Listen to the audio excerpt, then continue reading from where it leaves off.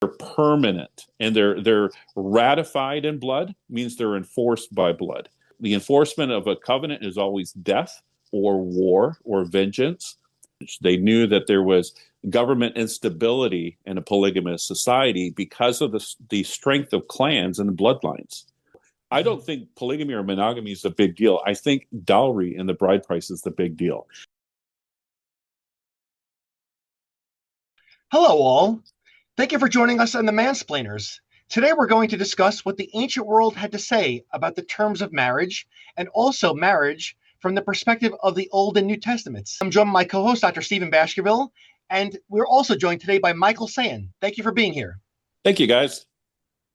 Yeah, I'm really happy to have Michael on the show today. It's a little bit unusual show, departs a bit from what we usually do, but I think you'll find it interesting. Michael is a graduate of a Bible college. He's very well versed in the Bible and in ancient history, and he has some views that are about things like the terms of marriage in the Bible itself, both the Old and New Testaments, and among the Greeks and the Romans, going back to the Sumerians and the Code of Hammurabi and that. So we asked him to come on the show today to discuss some of these things. We did discuss some of this a few weeks ago with another guest, but I wanted you to have a somewhat different perspective on this. So Michael, welcome to the show. Hey, thank you, guys. I wanted to talk maybe first of all, start at the broadest terms. There's been an awful lot of interest in the world lately about marriage, about its terms, what it is, what it's for, where it comes from. But a lot of people don't know where it comes from and where it started. So you've wrestled with this question in the early parts of our civilization, at least the Greco-Roman and the biblical origins of our civilization and further back. So I wanted to talk about that a little bit. You talk about the transition that most societies were in the ancient world were polygamous or polygynous, as many societies still are to this day are polygynous. That at some point the major societies we think of in the ancient world as being antecedent to our own, the Greeks, the Romans, the Jews, and the early Christians, made a transition of some kind from polygamy to monogamy, and this had certain. It's often said they have certain advantages. Those civilizations tend to be more, sophisticated, more enduring, more complex, whatever. And that there's a certain kind of economics that underlies all of this. And it involves the transfer of wealth, social status of the families involved.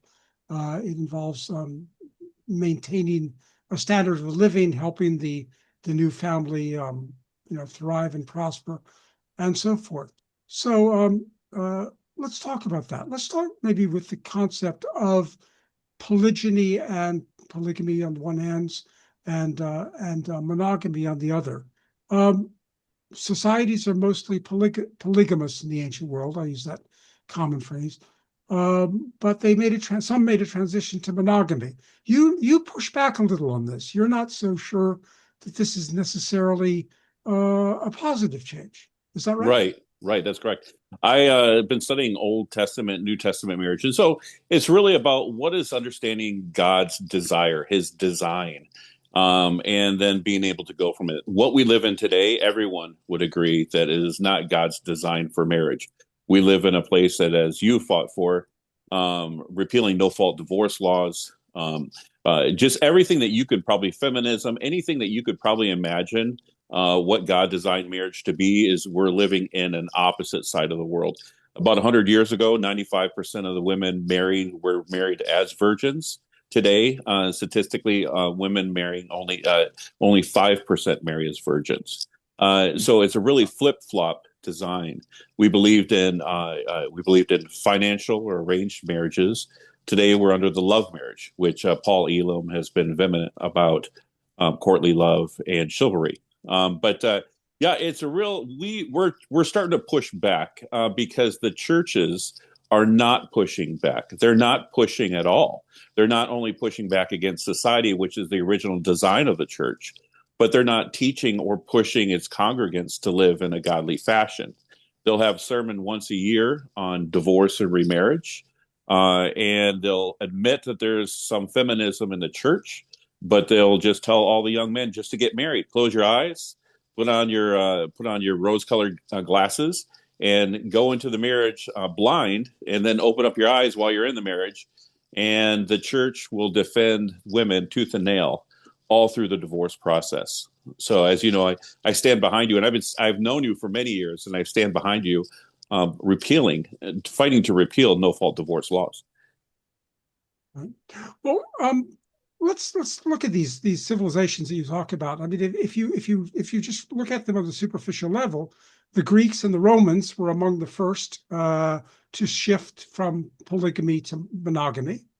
And then the Jews did it sort of post Old Testament times. They seem to have, and then later on in the Middle Ages, I guess you say that they the 11th, 10th century, they brought in a religious justification for monogamy, and the early Christians seem to have moved toward monogamy. Although Jesus certainly upholds monogamy, but he doesn't actually, as you say, directly criticize polygamy or any other law of the land. He accepts, he wants people to be faithful to their spouses, whatever the law is. But if you just look at these civilizations, the Greeks, the Romans, the Jews, the early Christians, one would say, well, monogamy, it's obviously superior. Look at the sophisticated, important civilizations that it produces. What is the, what's wrong with it? And you're not, I should make it clear, you're not advocating polygamy as such, but you're saying that it should be permitted, or it should be an option if we want it, or maybe we should consider it at least. Yeah, I would say that we need to go back to the Old Testament marriage. Now, the Old Testament marriage was betrothal. We don't do betrothal. We do engagements. Betrothal was a legal form of marriage where you actually had to have a divorce to be unbetrothed. We see that in Joseph and Mary. Joseph was going to divorce her privately, and they were just betrothed. But yeah, we believe we have engagements. In the Old Testament, they had unilateral marriages. Today, we practice bilateral marriages, where my argument is it brings in feminism, it brings in equality, egalitarianism, and then opens the door up for feminism, which, as we all know, the church has been the greatest proponent for fighting for women's rights all throughout the centuries. One of the things that I want to point out that is a surprise to myself, and maybe a surprise to you as well, is that the church, since the New Testament times, since Greco-Roman times, has been predominantly women. Women have been the predominant players in the church. And one of the things is because it gave them liberty, it gave them status, it gave them equality. But yeah, what my thing is really, like you said, to be able to understand the early church fathers, the first 400 years, there was an explosion of Christianity. We have the persecutions of the believers. Now, if you remember, the elders were living in Jerusalem during the persecution, and then we have the Roman hostile takeover in 90 AD, and all of Jerusalem pretty much was destroyed. And Christianity spread out to the Gentile nations. Now, we did not have Bibles. The churches did not have Bibles. They had letters. They had individuals that would go from town to town, church to church, encouraging them, reading some letters, being able to answer questions. And Christianity was a real growth. Not only that, but the apostles and disciples, a lot of times they did not understand what Jesus was talking about, even in the New Testament. So it was really an eye opener. A lot of times people look at the New Testament and think, wow, that church really knew what to do. They really understood Christ's commands. And the closer to Christ you are, the better understanding of marriage, divorce, and everything that you'll have. But that's not necessarily the truth. The truth is they were actually probably worse off. They didn't have the resources that we have today. And today we have a Bible in every single home. Now, what I kind of talk about, my focus is on, and on the early church was they had to justify that, wait a minute, Jesus looked to preach a monogamous message in the New Testament.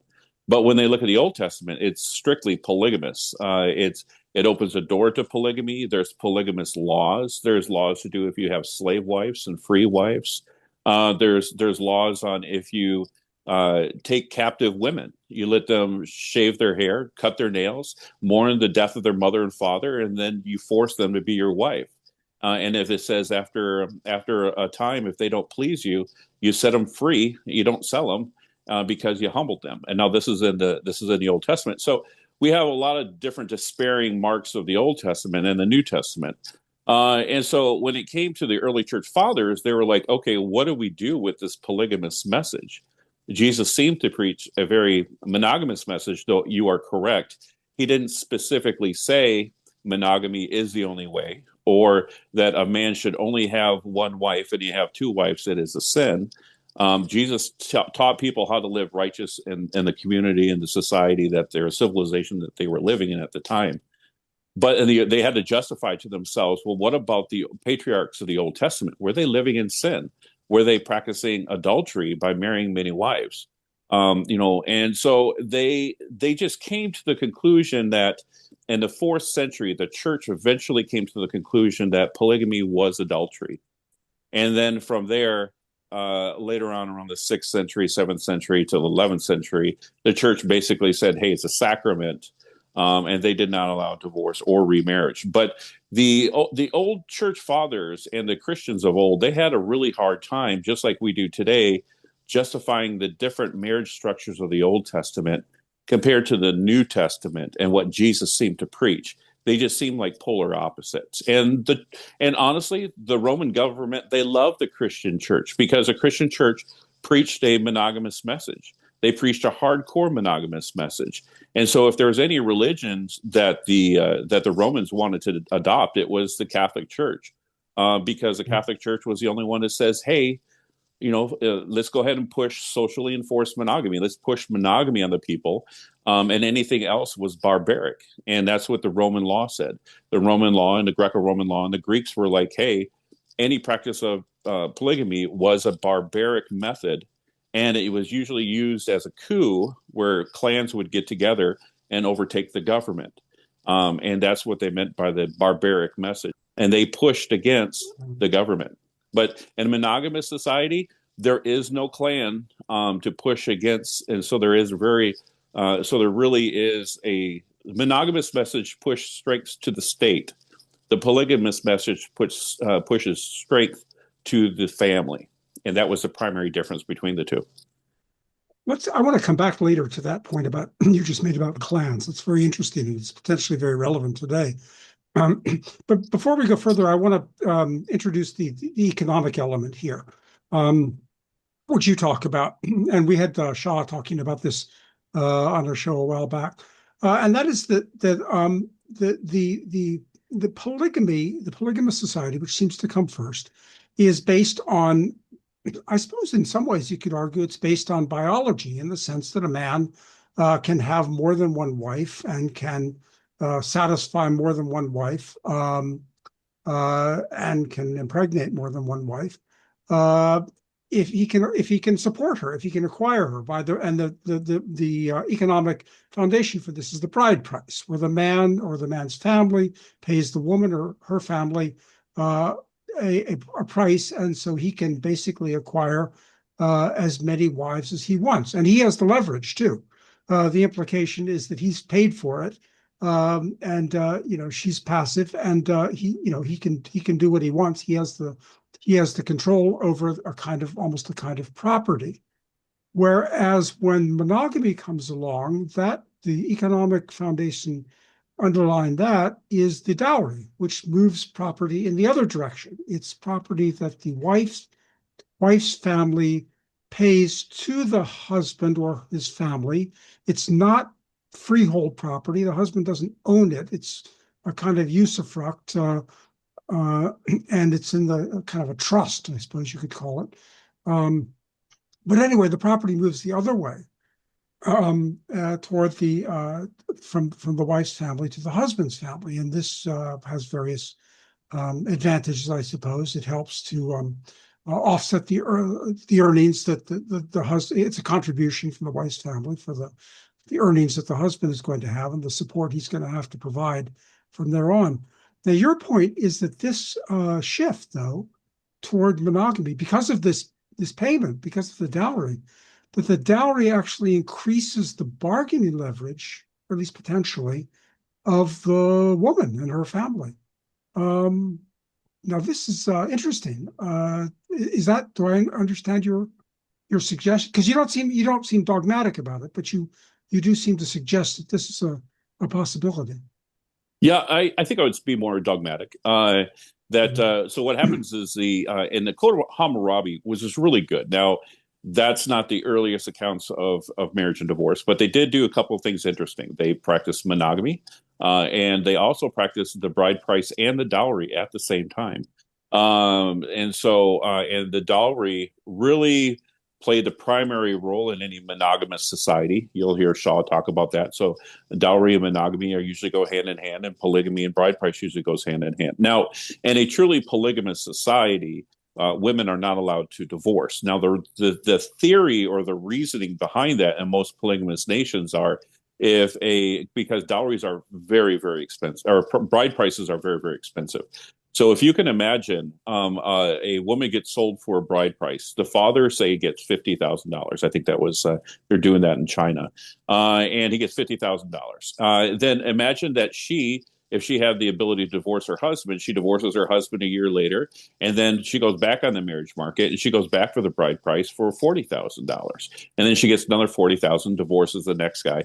So most polygamous societies, once a bride price has been paid, they do not allow, or the original intent was they did not allow women to initiate divorces. Now that has changed. Now in polygamous societies today, almost every polygamous society, they do have the right to divorce. Now that has a lot to do with the women interest groups and in the United States pushing a humanity message where, like, hey, women were not slaves. And so they're trying to do away with as they know, they've done away a lot of with the dowry prices. They don't like any kind of transitional.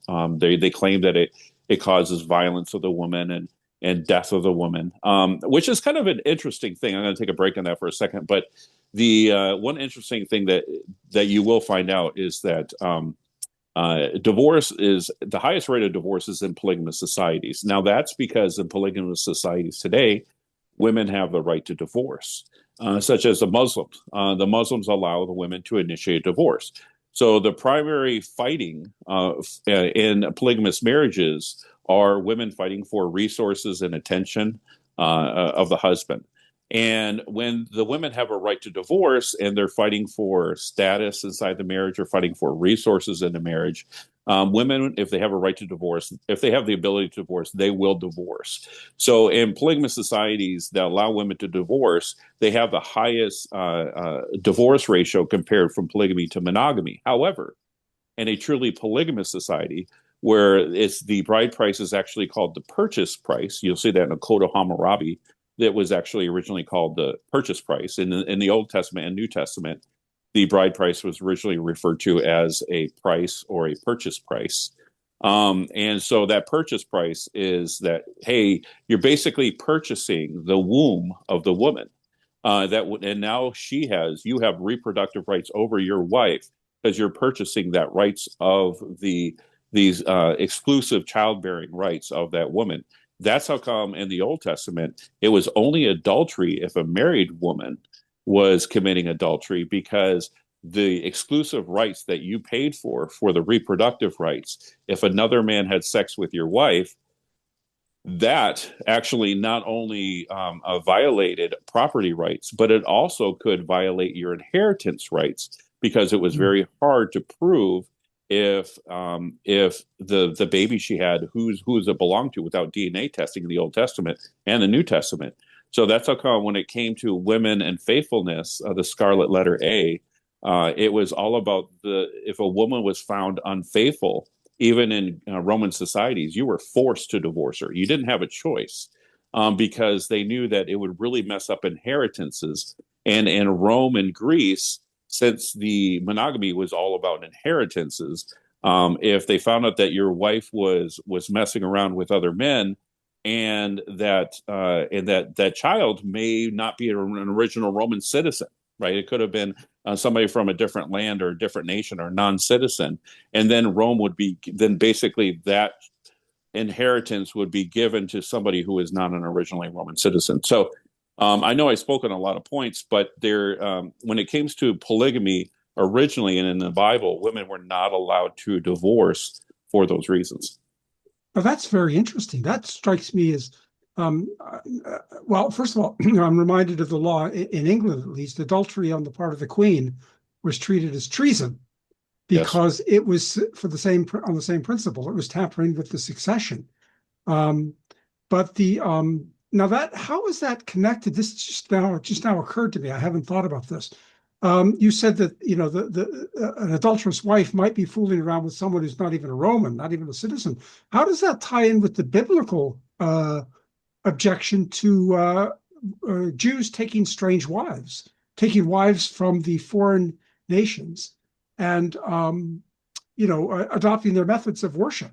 Oh, They're idolatrous forms of worship. That's right, fascinating. right. That's actually a fabulous question. Now, the reason why is because the seed is passed on by the man. He's the God of Abraham, Isaac, and Jacob.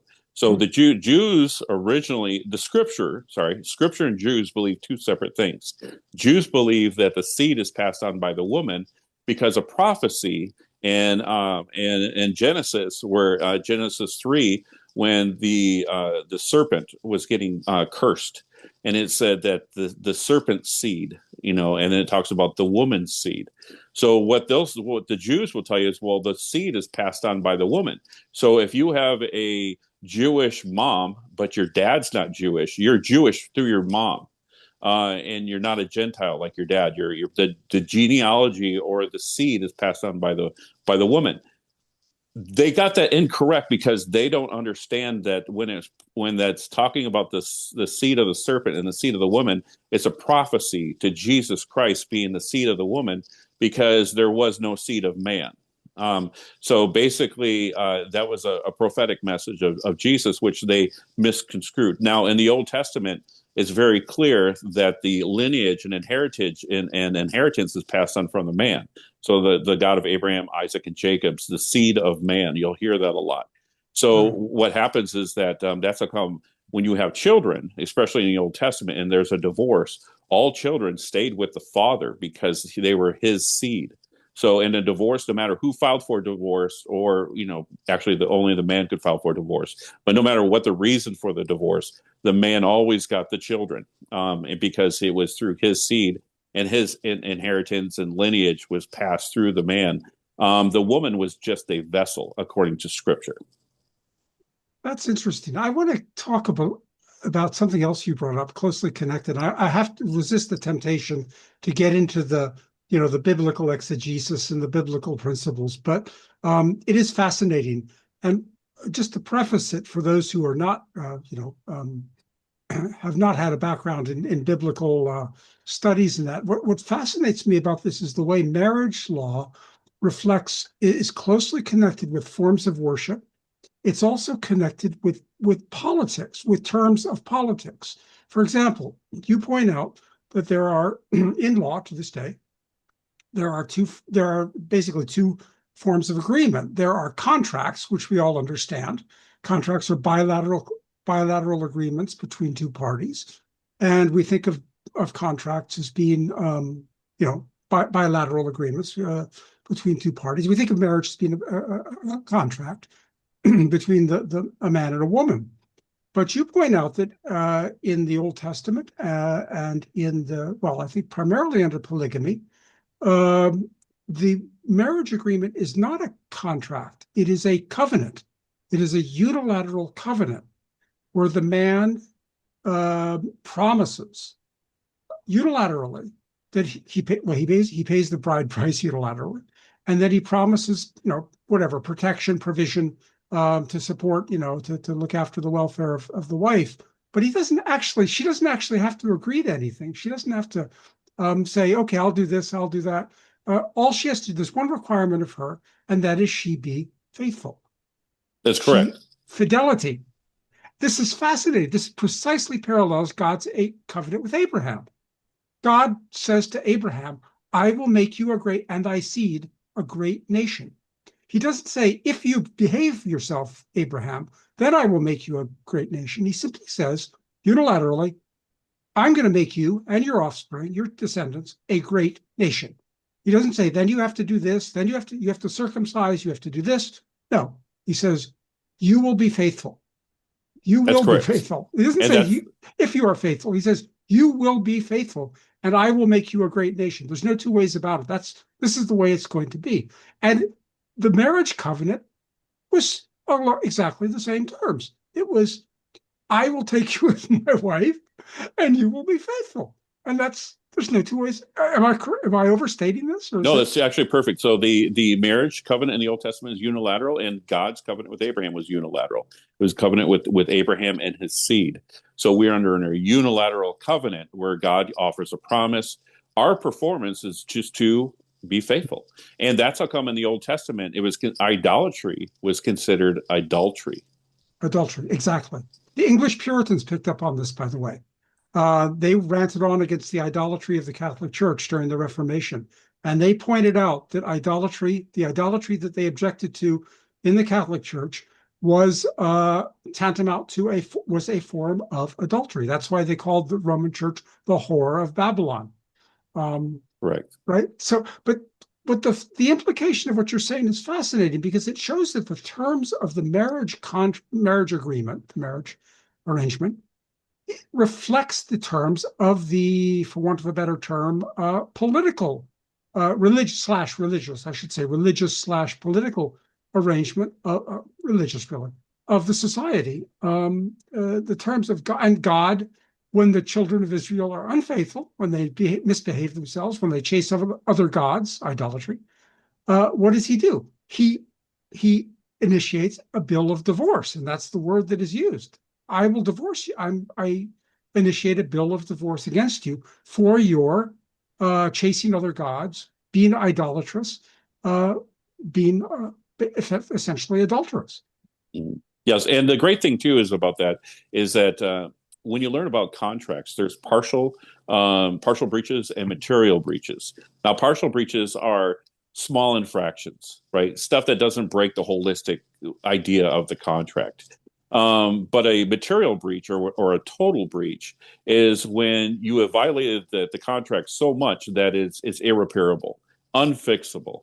And so that's how come you'll see that Jesus and God, especially God in the Old Testament, considered to be the husband of Israel and Israel his wife, is that he was said, I was always long suffering. Now that's how come we hear the story of Hosea and Gomer. Hosea and Gomer is a reflection of Jesus as God as the husband of Israel and Israel his wife, and that Gomer kept on playing the harlot and had children of harlotry. But what did God do? Just like Hosea and Hosea chapter 3, verses 1-3, he says, you will buy her back. And he said, this is interesting. He didn't just buy her back, but he said to her, you will be faithful to me and I will be faithful to you. So that was in Hosea 3:3. He says he doesn't just buy her back and say, okay, we're even Steven now. He said, from now on, if you want to stay in this covenant, you will be faithful and I will be faithful to you. That's fascinating. I was gonna mention Hosea because I strongly recommend that anybody, even if you're not a Christian or Jewish believer, read the book of Hosea, because you're reading through this, and Hosea talks about his unfaithful wife Gomer, and you can't tell whether this is literally true or whether this is a allegory of God dealing with Israel. And of course, it's both. I mean, the Bible does this all the time. It's exactly both. It's both literally true and an allegory. And this is fascinating, the way that this is reflected, because well, I think there's other instances where we find where at some point I want to have Peter Wright on the show talk about his theory of gynocentrism, because he argues that courtly love, chivalric love, comes from the feudal code of vassal and lord and vassal, right? That the lord and vassal relationship, which governs the society in, I don't want to say political terms because it's a pre-political society, but in social and military and economic and quasi-political terms, there's that feudal system of lord and vassal, which arranges the whole society, also ends up being borrowed or imparted into the marriage contract. In this case, well, I shouldn't say marriage, into the romantic relationship with the wife, the woman as the lord, and the man as the vassal in a kind of perverted inversion. And so it's striking to see this way that a society's understanding of marriage agreements reflects the larger context, political, social, economic, even military context with which in which the society itself exists. I mean, Abraham, for example, when God said to Abraham, "I will make your seed a great nation," Abraham's seed is not only the family, it is also becomes the church, and it becomes the state. So the church, the state, and the church, the state, and the family all are coterminous under Abraham. And anyway, I just find this something really people that really should have more attention. Right. Yeah. And that's what I kind of studied, right? So I studied the different types of covenants. I studied contract law, unilateral and bilateral contract law, because what happens is the word contract is not used in the Old Testament. They didn't have contracts and covenants. They only had covenants. They had agreements and they had covenants. They did not have contracts. So contracts probably was derived from covenants. Kind of like math is practiced in different areas all around the world. You may have different names to them, but math is math. Contract is a form of temporary agreements, but it uses a lot of the covenant language. So a lot of times covenants and contracts are very closely related, or probably the same family. This is interesting because just to take again this analogy one step further, this idea of a covenant as being something that governs the marriage arrangement, something that governs the arrangement between God and his people. It's also, scholars have noticed, that it was also very similar strikingly similar, in fact, to the suzerainty treaties by which empires in the ancient world exercised their suzerainty of their hegemony over lesser powers. In other words, a empire would send like the Assyrians or the Babylonians or one of these great empires, when they were trying to assume authority over one of the local previously independent nations or peoples, they would send a delegation and they would say, we're going to establish a treaty with you. And here are the terms of the treaty. And if you don't like it, well, that's too bad, because these are the terms of the treaty. Now, we pledge we're going to do certain things for you. We're going to protect you. We're going to, and they do, it is important that they protect. But in return, you're going to be obedient to us. And it's not an agreement between equals. It's not a quid pro quo. It's not something you say, if you, do this, we'll protect you. The suzerain, the overlord, the powerful, the empire, the hegemonic power, simply says to the lesser, weaker power, we are going to protect you and you are going to obey us. That's correct, right? And this is something interesting. You're referring to the Hittites. So in 1905, it was discovered in the Hittite area, the Near East, all these suzerain vassal treaties. And what somebody did is in 1950, a scholar compared the suzerain vassal treaties to the Book of Deuteronomy, and they found out that it matched.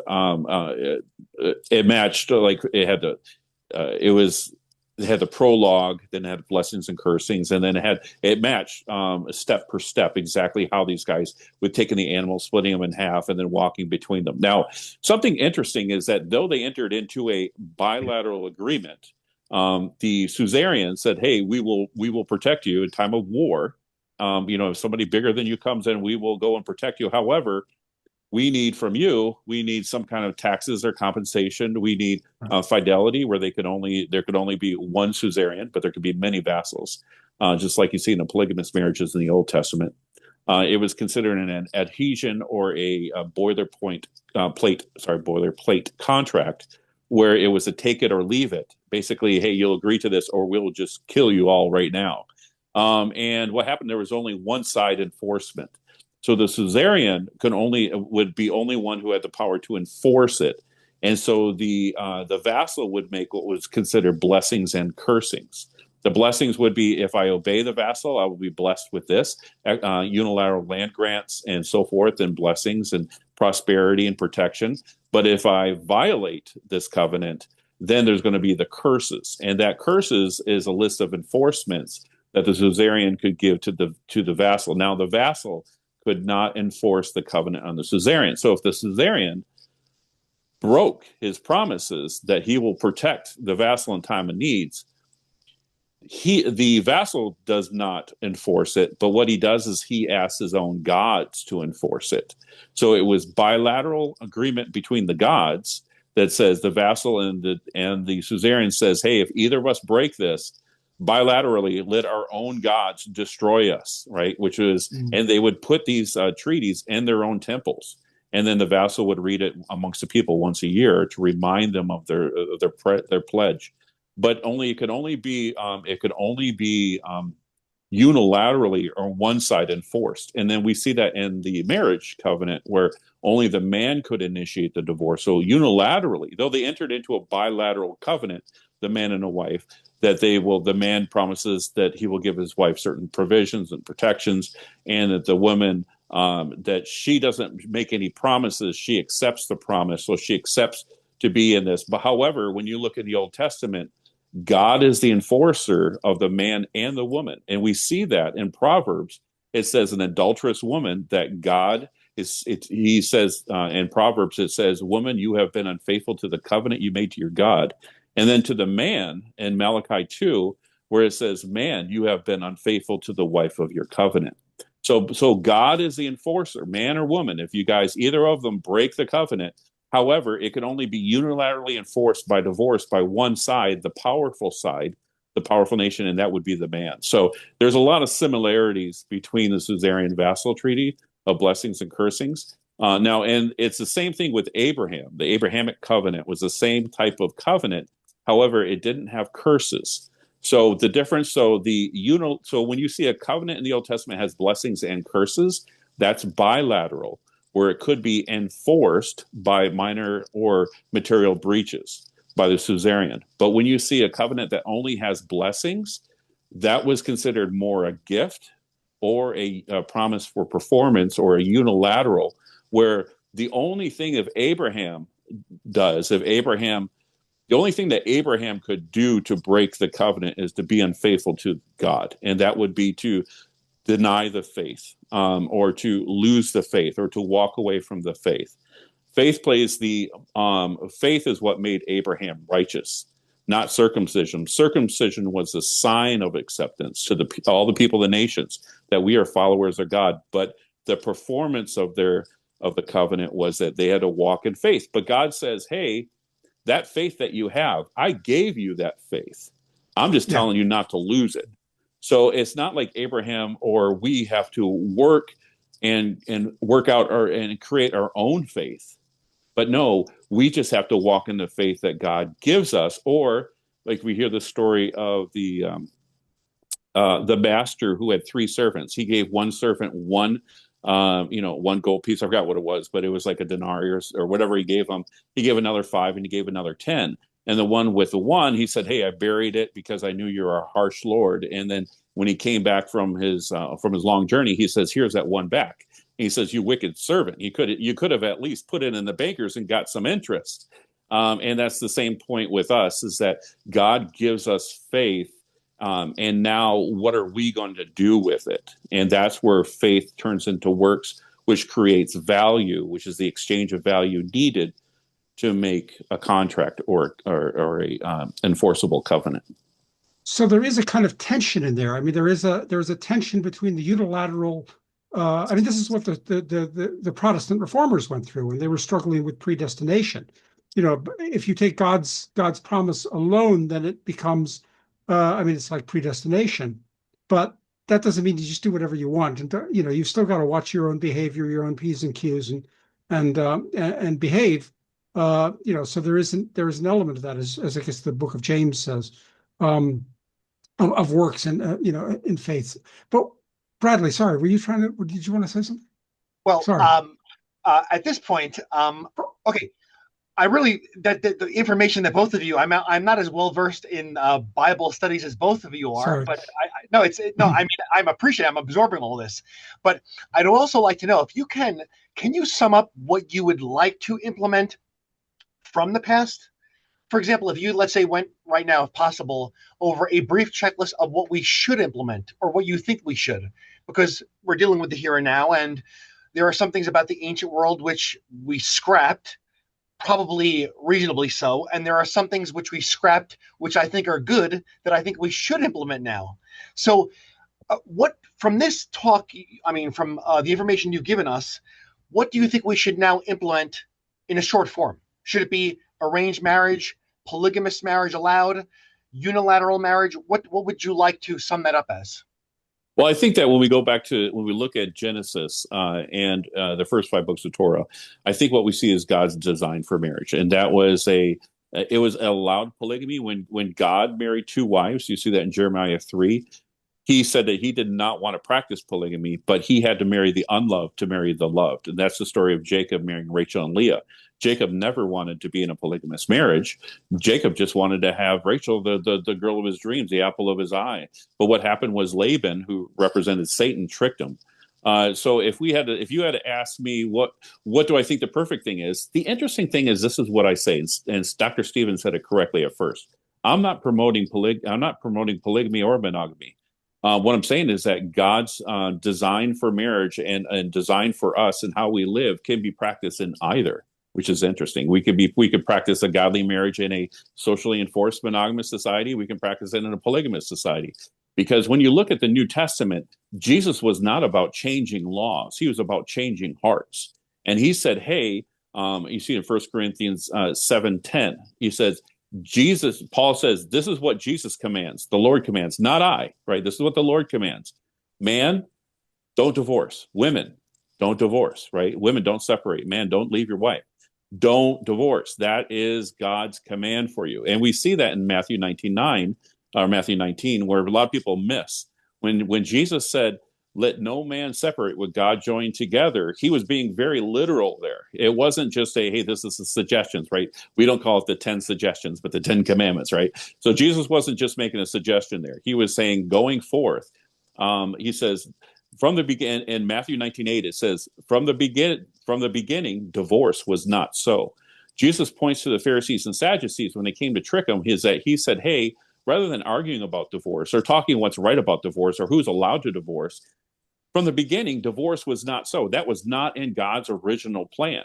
So if you want to know God's best, don't divorce one another. Now, in 1 Corinthians 7:15, it says, if you're living with an unbeliever and the unbeliever wants to separate, let them separate. Let them have a divorce. If they're an unbeliever and they want to leave, well, what happens is it talks about in 2 Corinthians 6, right? Darkness has no place with light, right? To separate from the unbelievers. It's like, if God understands and Paul understands that if you're in a relationship and you're a believer and your wife or your husband's an unbeliever and your unbeliever wants to leave, they want a divorce, don't fight them, give them what you want, because Paul explains why. He says, for wife, how do you know if you'll save your husband? And husband, how do you know if you'll save your wife?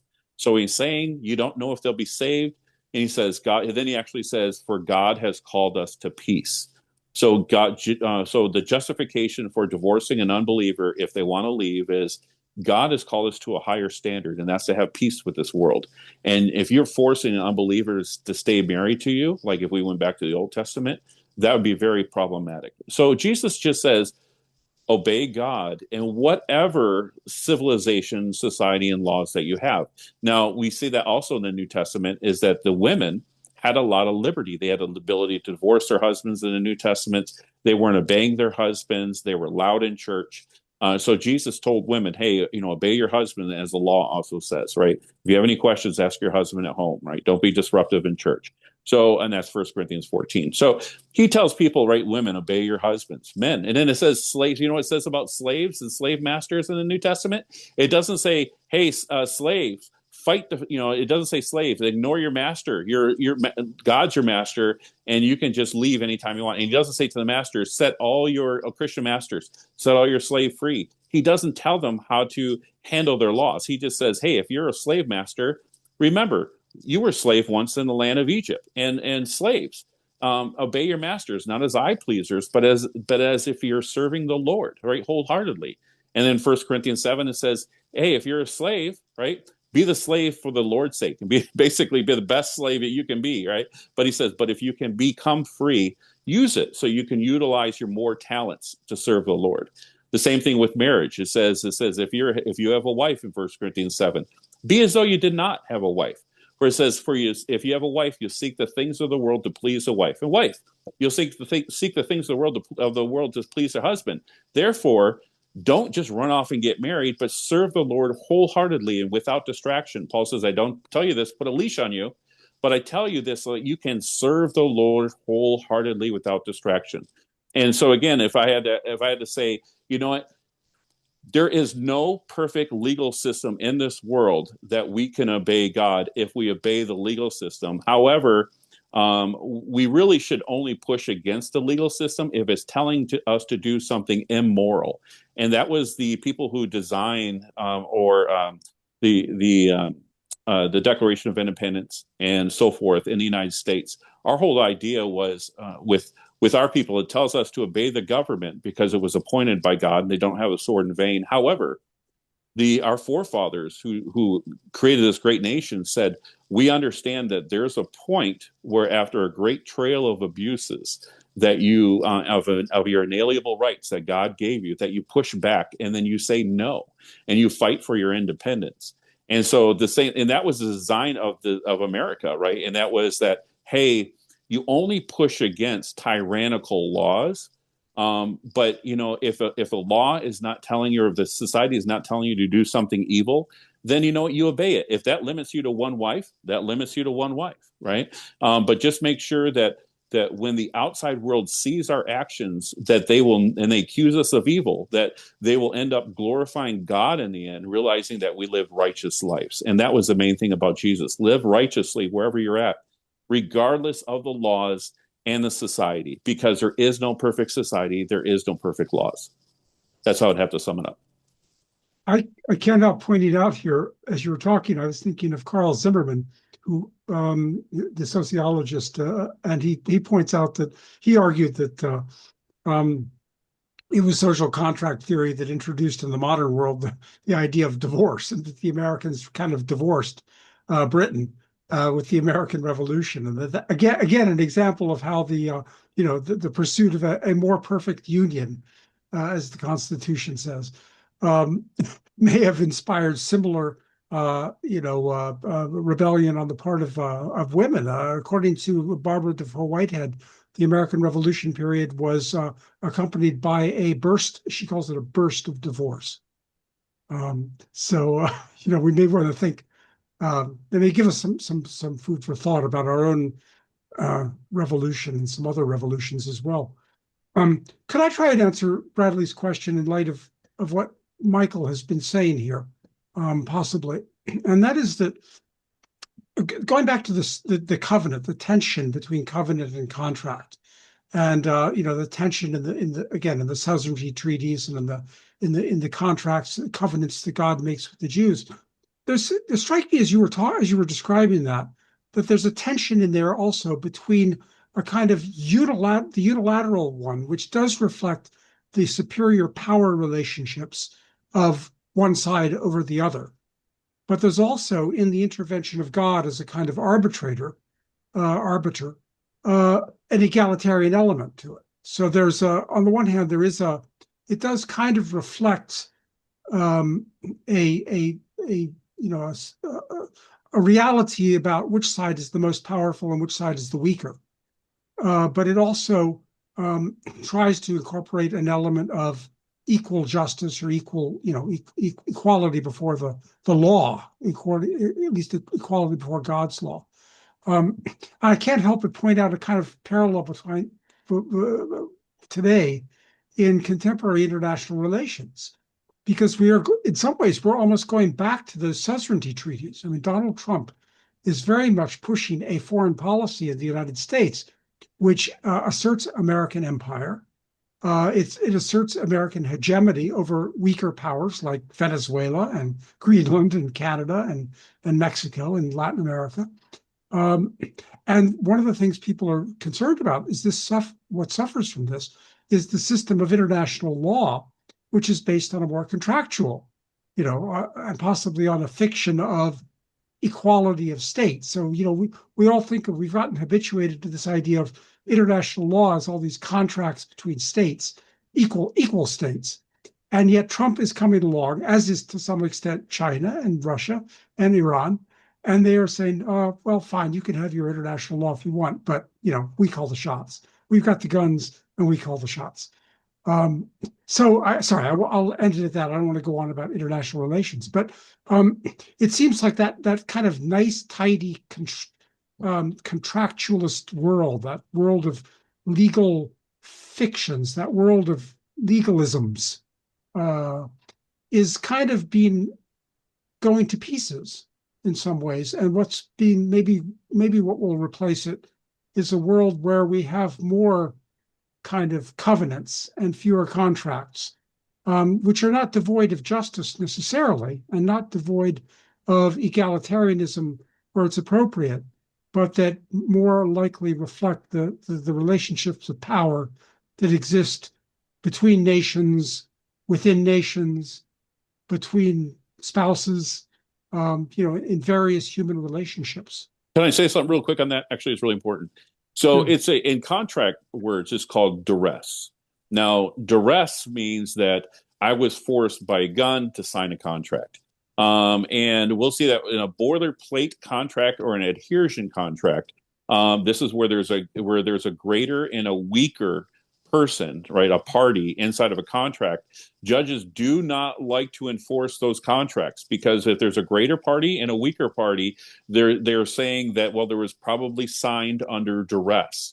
Now, in a covenant, there is no, hey, this is void or voidable under duress. It's voidable in the United States under contract law. So there is no such contract that really has a greater party and a weaker party because that falls under there's not the consideration where it's called a mutual exchange of value. That's not there. And so when you see a contract and it's not mutual and it looks like, say, an example, you get a credit card and a 33% interest, right? But you needed that credit card or it was like you get a cash advance at 33% interest. Courts don't like to enforce those because they're like, hey, this person had to get that cash advancement so they can afford food and water, and they were put in a place of duress. So in contract language, there's a lot of things that make a contract void, like like if you're signed underage or you don't have the mental capacity to sign a contract, and there's voidable where you should have known better or you find out later and you're like, okay, that's still the voidable. But covenants are not voidable.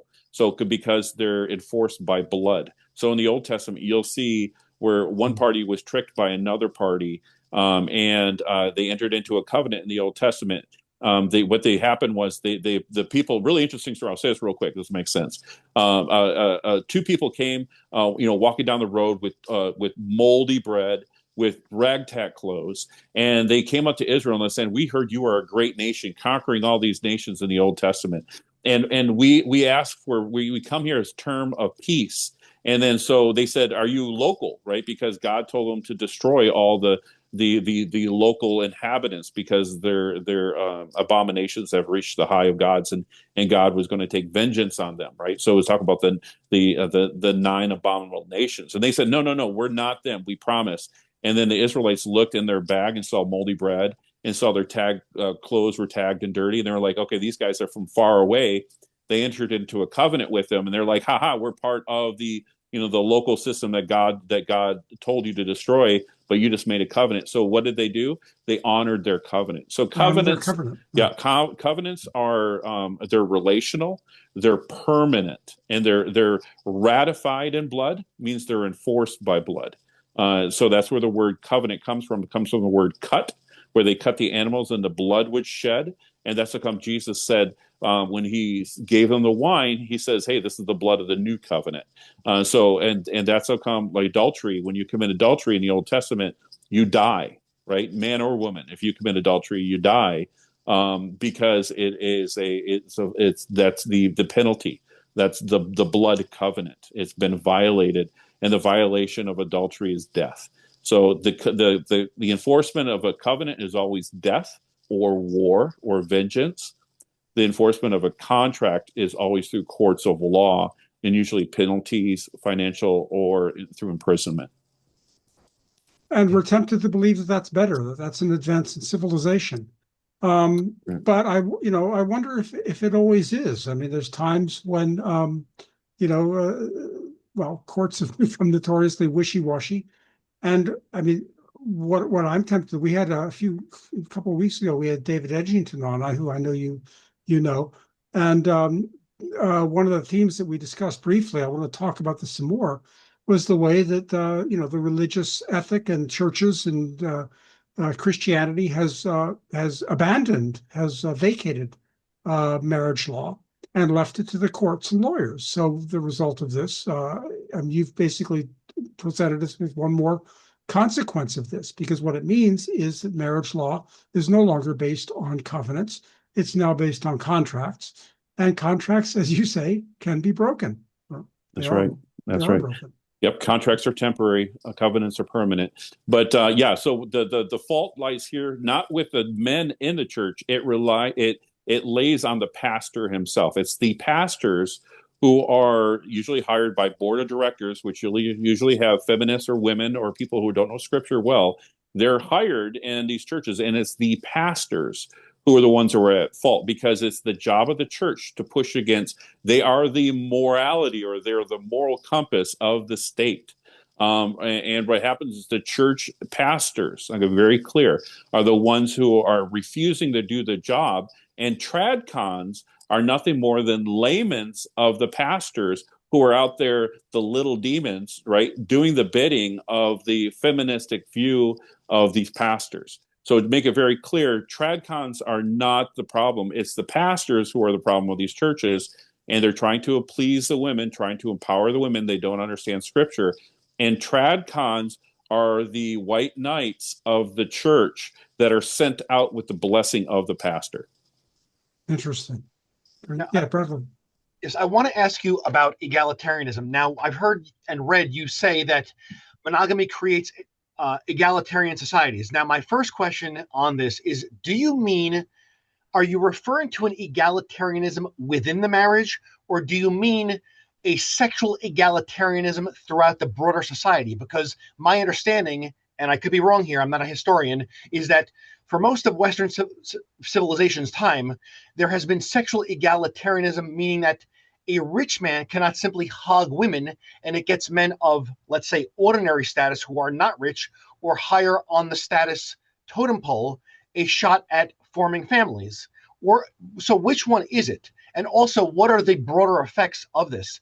And secondly, if monogamy does create an egalitarian society, someone might reasonably ask, why would I not want to live in an egalitarian society? There are people who risk life and limb to live in an egalitarian society. I mean, in the West, we have countries like Germany, the Scandinavian countries, America, etc., which are not, let's say, purely egalitarian, but they are sort of egalitarian, and egalitarian societies tend to have a better quality of life. Yeah, they are going to be very much richer. Now, we have to remember, when we look at monogamy when it first started, why did the Greeks, right? They were the first large or major nation to adopt a socially enforced monogamy, or what we would call legally enforced monogamy in their laws. They didn't do it for moral reasons, because they were allowed to have mistresses in Greece, and then Rome adopted monogamy from Greece, and they had mistresses, slave wives, prostitutions. And it was all legal. So maybe prostitution wasn't, but the slave wives and concubines, all that stuff was legal. Not until the church came in around the fourth century and then started pushing a monogamy, where it was monogamy that fornication and concubines became illegal. But that was an influence by the church, not the state. So the question is, why did the state originally start monogamy in the first place? Well, the reason why they did is because what happened was, Shaw is correct.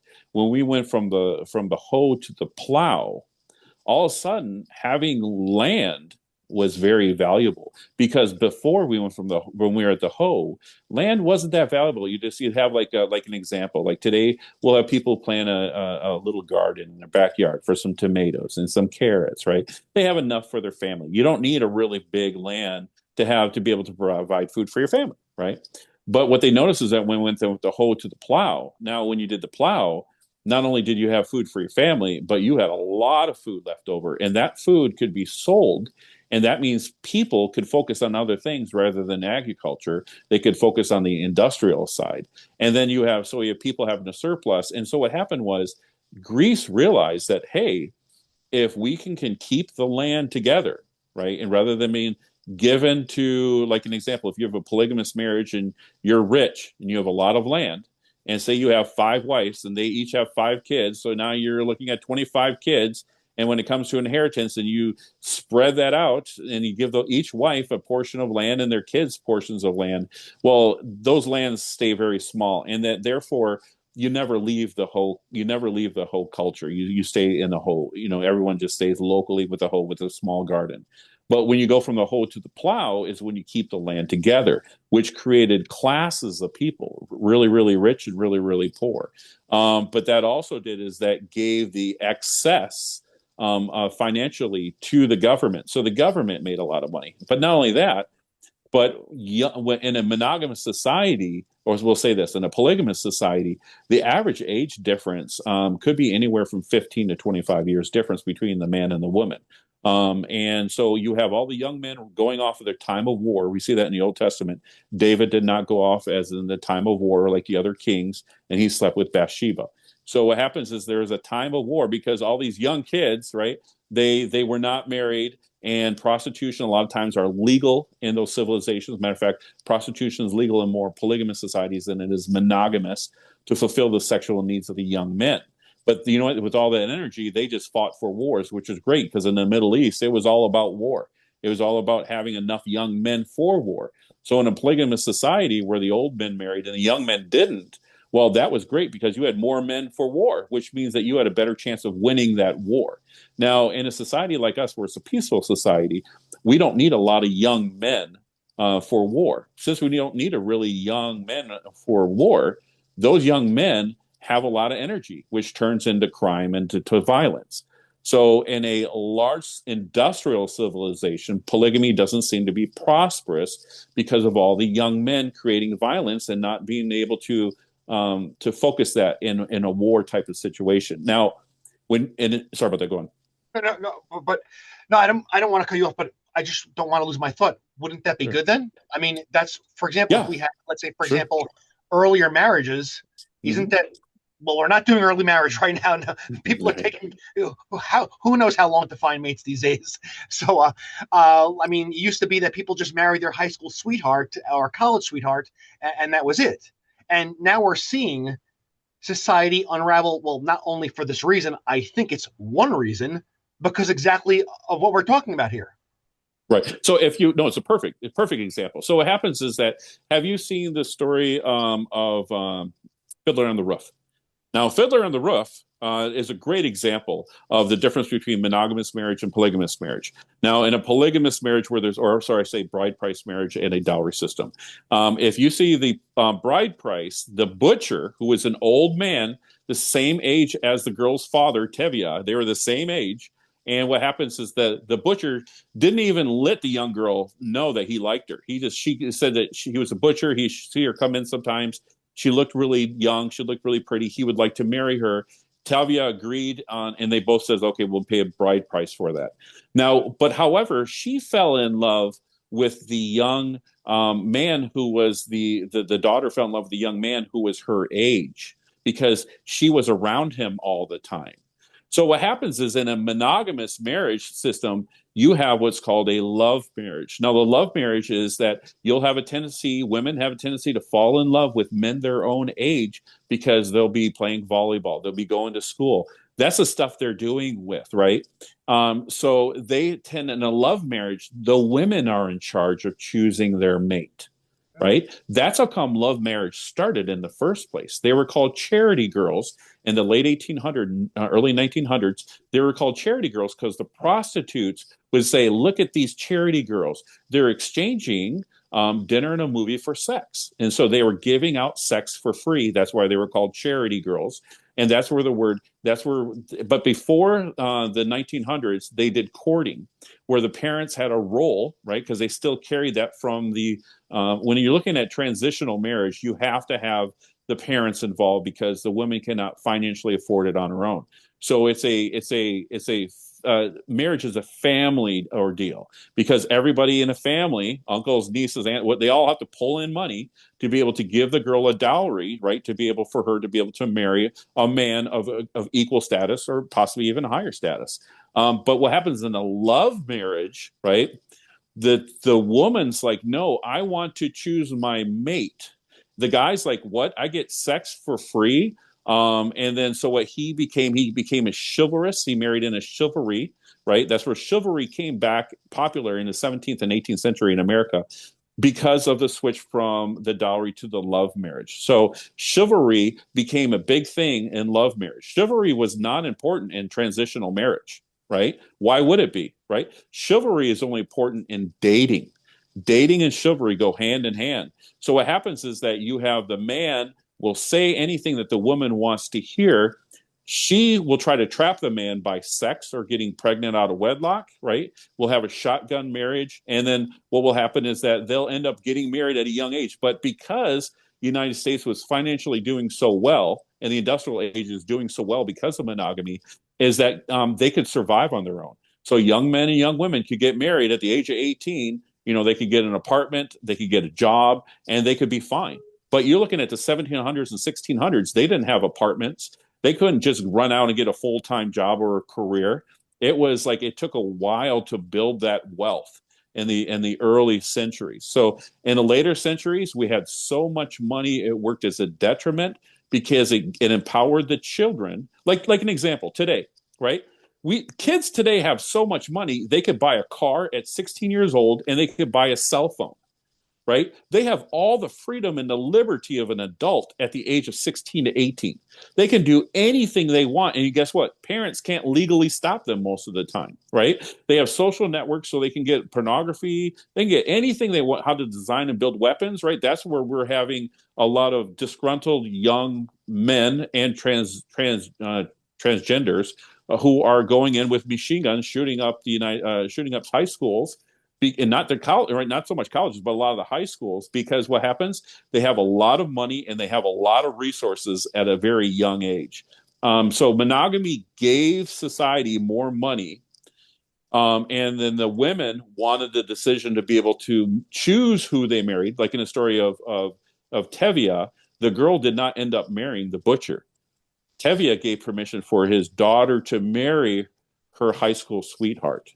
And that's the exact example of love marriages. And when we switched over to that, we gave all the authority to the woman to choose her mate. The man, a lot of times, is just a product of who the woman chooses. And she chooses by giving sex. And by sex, before marriage, she lures the person in. And if you're an incel and then a woman comes giving you sex, you will marry because they have already entered into a type of covenant with sex. There's this type of covenant that you make, even in the Old Testament. When you break the hymen, and the girl bleeds, it becomes a type of human covenant. So when the two become one flesh, there's a type of covenant that you make with each other's bodies. And once you have entered into that sexual relationship before marriage, it's very easy for a man to put his his rose-colored glasses on and not see all the faults of a woman. But the women have been empowered. Dating has done nothing but empower women. Love marriage has done nothing but empower women. And of course, they can also choose to divorce for the same token. I mean, what you're Exactly. really presenting here is this the monogamy. I mean, the transition is it almost presents it does kind of portray our civilization as a tragedy. I mean, the very things that give us the monogamy that gives us the more efficiency, the wealth, the property, the transmission, the all of the economic advantages that we get from monogamy, and it's a time bomb. Eventually, it has the seeds of its destruction. That's correct. That's correct. Today, what we see in today's society with marriage and divorce and sex before marriage and everything, we would not have been able to stop that. That's the eventual process of monogamy. And the only thing that would have prohibited that or slowed that down would have been the churches. If the churches would have stood up and said, this is what the state does, this is what the state allows. However, we are not allowing this in this church. And if you practice sin in this church, you will be disciplined by this church discipline, and you'll be excommunicated from this church and will to other churches in the community not to accept you in. And then you'll be handed over to Satan for the destruction of the flesh so that their soul may be saved in the end. But the churches are not. The churches are bending to the state's will. This church has realized, and the state has realized, if you favor women, you always win. Church and the state both realize if you favor women, you always win. And now we're living in a society with woman run or women led, but that's not because the women fought for this. It's because of the leaders of our government and the leaders of our church gave it to them free and clear. This increases my conviction that it is the abdication of the churches as much as anything else that is responsible. Bradley? That's Sorry. correct. Yes. Now I have one more question for you. Is that I guess it's like several questions piled into one. I mean, there are, according to much modern thought, some people would just ask you questions that seem reasonable, and they might even seem reasonable to me. For example, someone might ask you, why can't we allow divorce? I mean, there are transgressions in marriage that would necessitate divorce. For example, abuse and neglect. Or someone might ask, well, what's wrong with love and marriage? Shouldn't you love your spouse?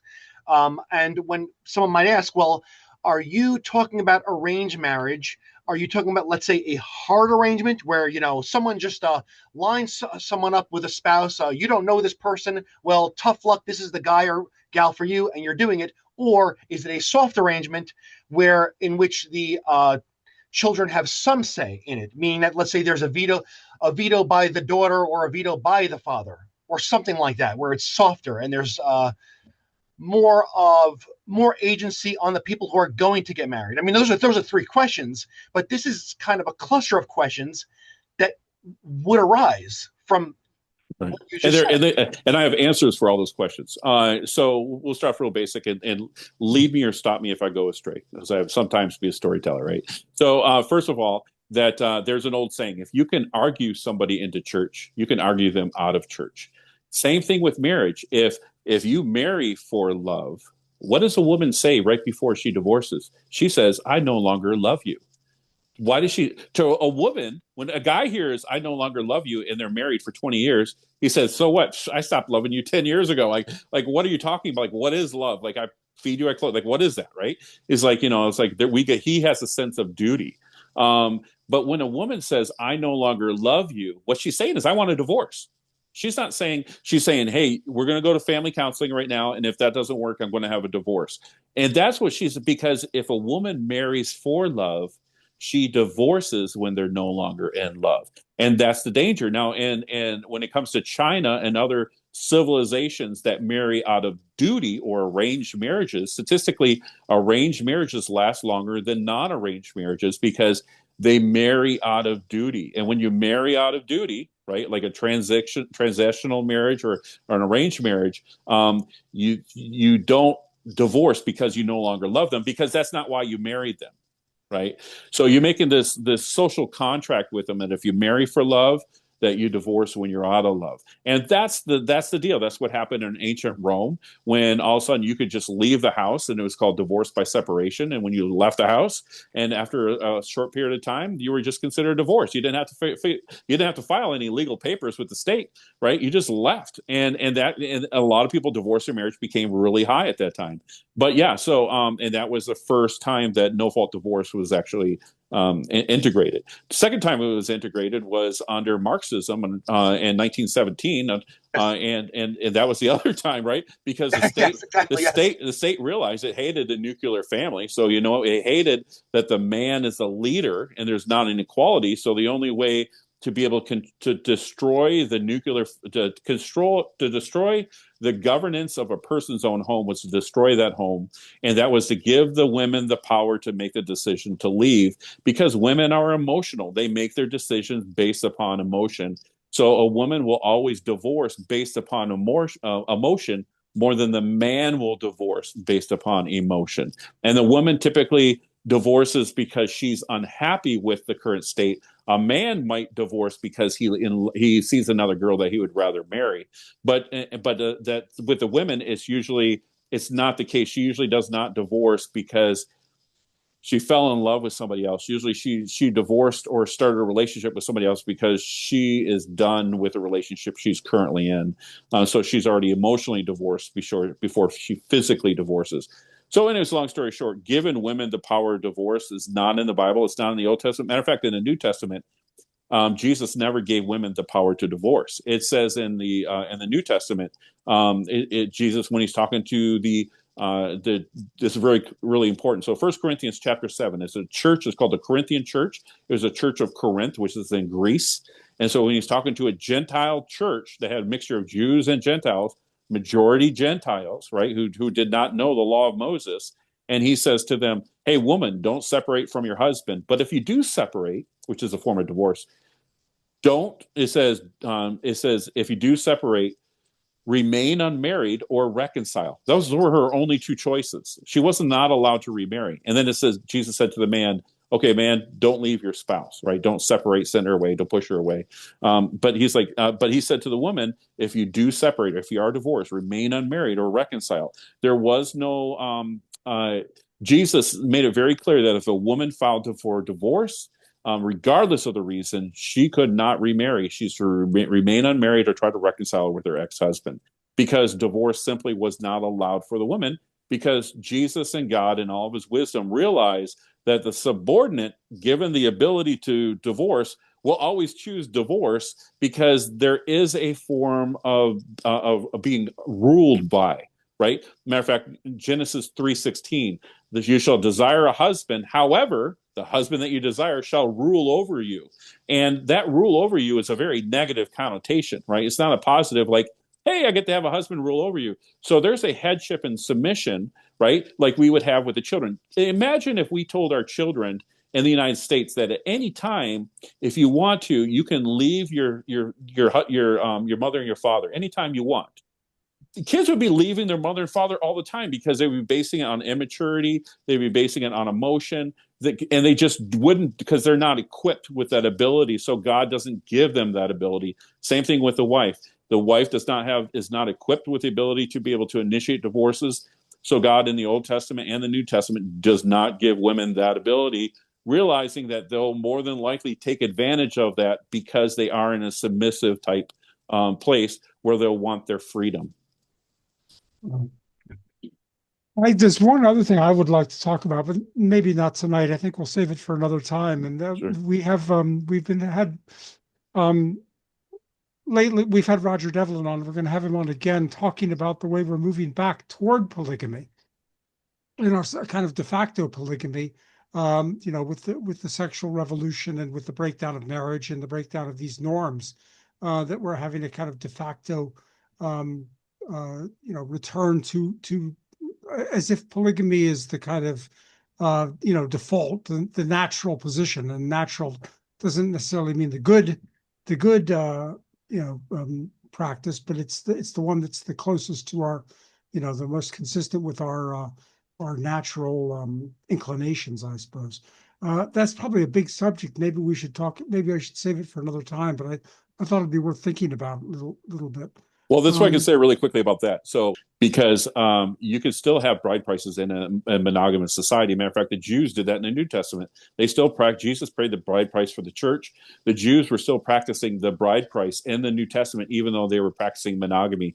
So, monogamy and polygamy is not the huge factor. The huge factor is that In a dowry, the woman is considered the property of the man, so she was not given the freedom of or the ability to divorce. And in a monogamous society, in a dowry system, the woman went into the marriage with money and property, and because of that, she was able to have some freedom to make some choices in the marriage and veto some things in the marriage.